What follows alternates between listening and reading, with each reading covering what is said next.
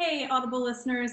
I'm head of Audible Studios, Kat Lambrix, and tonight I am here with award winning narrator Edoardo Ballerini. He's the beloved performer of hundreds of notable audiobooks, and he was recently called the voice of God by the New York Times. Eduardo narrates a new Audible original called The Gentleman from Peru by André Aciman, the acclaimed author of Call Me By Your Name.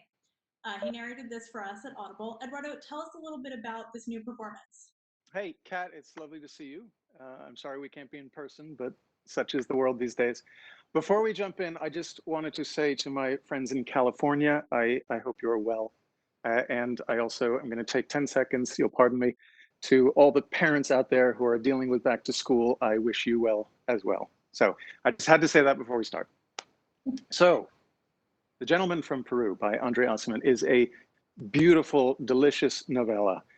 And I'll give you a quick summary. It's about a group of friends who, 10 years after college, all decided to get together, and they find themselves on the Amalfi coast of Italy. And their boat is being repaired. So they're kind of stuck in this luxury hotel. And they come across this very strange, charismatic man with a big white beard. They don't quite know what to make of him. And they suddenly start talking to him. And they realize that he has, let's just call it, magical, mystical powers. He seems to be clairvoyant. He seems to know things about them.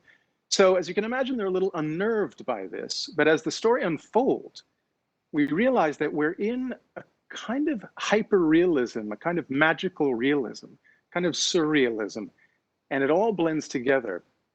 But what I find with plot summaries is that they don't really tell you the beauty of the book. And what Andre has written is just this gorgeous prose with this crisp dialogue that gets you thinking about so many things. And I think we'll have a chance to talk about that. It was one of my favorites this year, easily. And it's a short piece.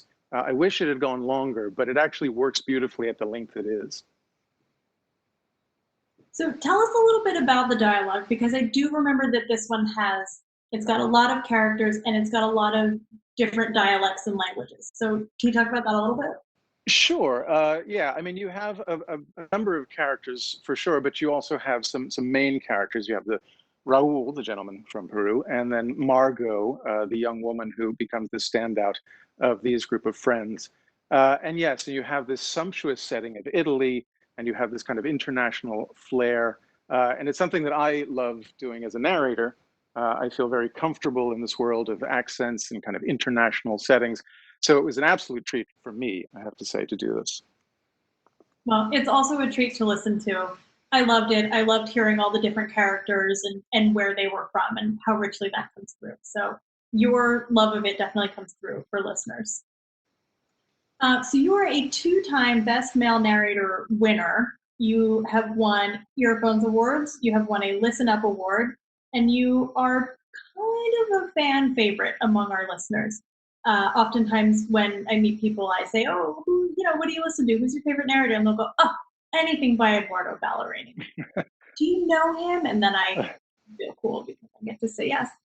Um, when did you realize that you had such a talent and that people would be listening to you and loving your voice? What prompted that for you?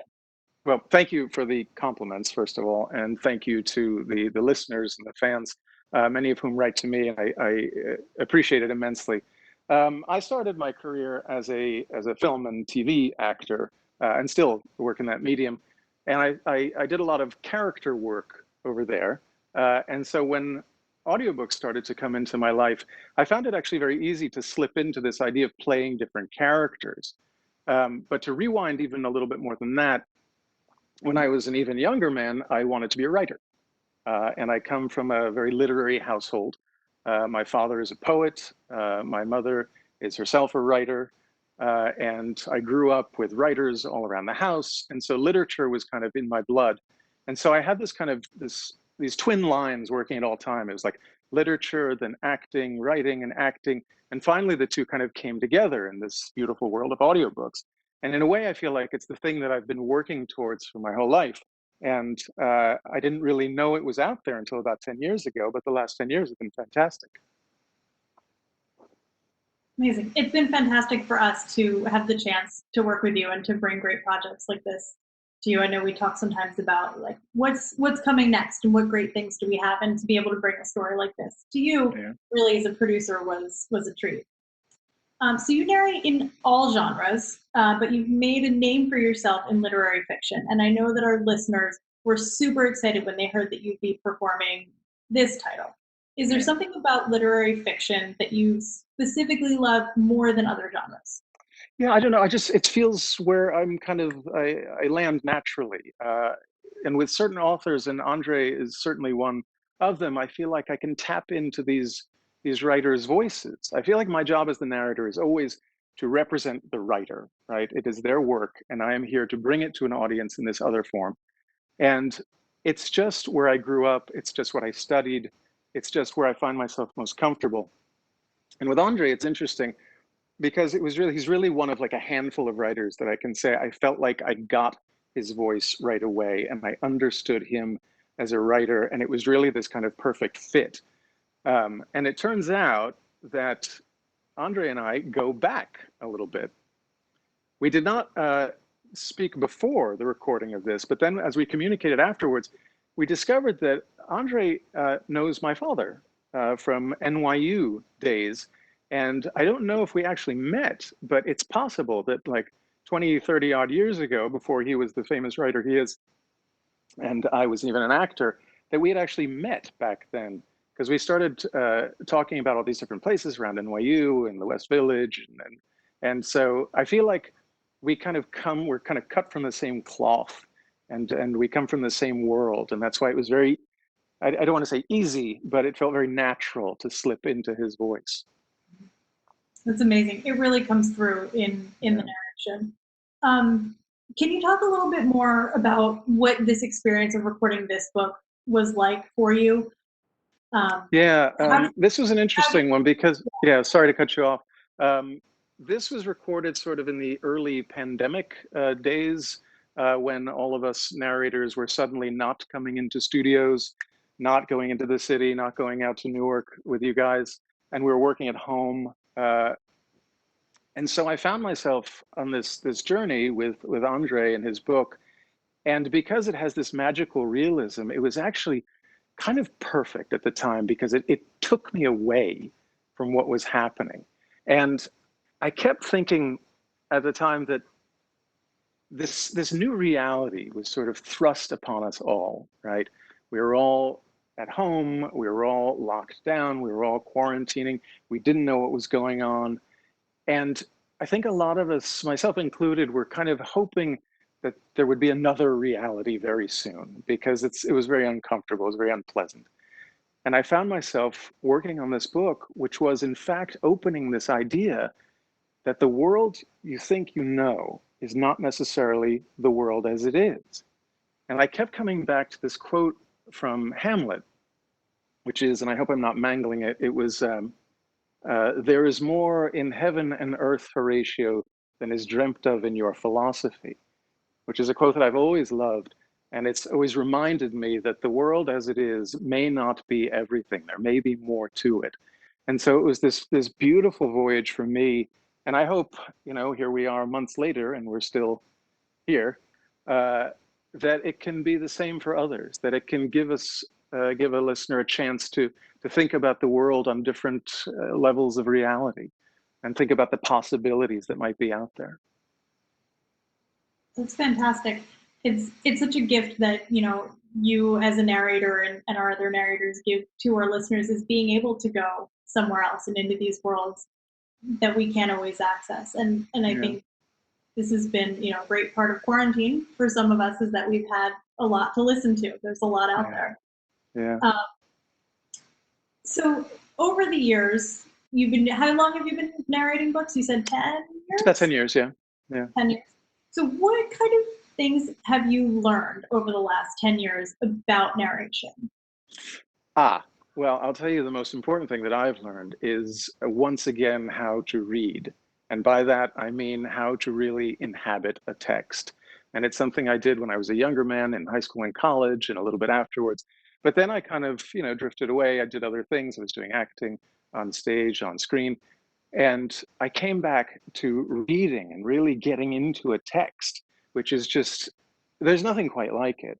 And what I found with listeners is that because you're sharing this space, there's this very intimate relationship that happens between a narrator and a listener, because unlike other art forms, it really is this very one-to-one thing.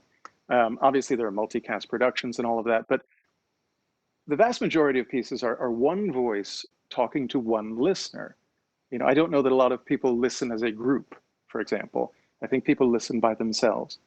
And so there's this very intimate relationship that happens. And I've gotten such wonderful feedback from listeners, very intimate things that they'll share about their lives because they feel like we've developed this kind of bond.